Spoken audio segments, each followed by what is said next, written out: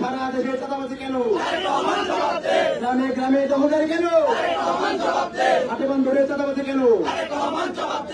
আমার ভাইয়েরা, আপনারা জানেন 5 আগস্টের পর থেকে যখন আমরা চেষ্টা করেছি এই দেশে গুছিয়ে আনার জন্য, আপনারা দেখেছেন তার প্রত্যেকটা পদে পদে পদার্থী রাজনৈতিক দল। আজকে আপনারা দেখেছেন সারা দেশ যেন পরিণত হয়েছে চাঁদাবাজদের অভয়ারণ্যে।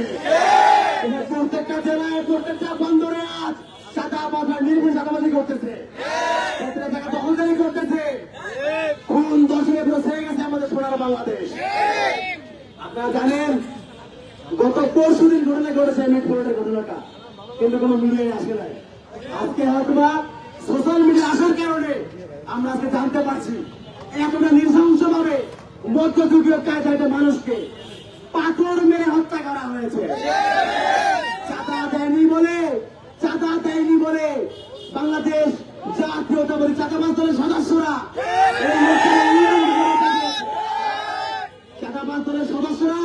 লোকটাকে উলঙ্গ করে বেরিয়েছে। একটা পর্যায়ে তাকে পাথর নিক্ষেপ করে তার প্রশ্ন ফুটে দেওয়া হয়েছে। আজকে আমরা অত্যন্ত ব্যথিত, অত্যন্ত লজ্জিত।